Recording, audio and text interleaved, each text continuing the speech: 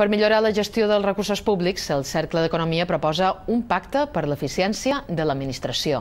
Els seus responsables s'han reunit amb Francesc Antic.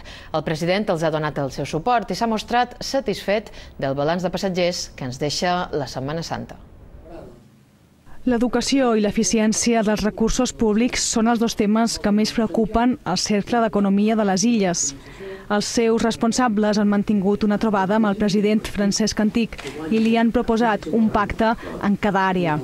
Per una banda, demanen una implicació de la societat en l'aprenentatge dels nins i infants. Per l'altra, proposen que tots els partits polítics es comprometin a ser més transparents. Volen que les subvencions apareguin a la pàgina web. Quan vos donen una subvenció, la pàgina web diu han donat una subvenció de 100.000 euros a aquesta persona, no esperar que passin 3 anys, etc. El president Antic ha augurat una temporada turística molt bona. Es basa en les previsions de Son Sant Joan. Aquesta Setmana Santa, l'aeroport ha rebut un 7,5% més de passatgers que l'any passat.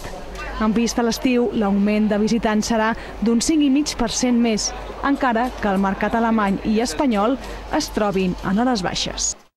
Els alemanys en aquests moments estan un poc estanciats, però al Regne Unit hi haurà una pujada, jo crec que molt valenta i molt gran, hi haurà una petita baixada dels espanyols, però tota la resta també significa un augment molt important, com s'assenyalava ara, de francesos, estem xerrant d'italians, estem xerrant de suïssos.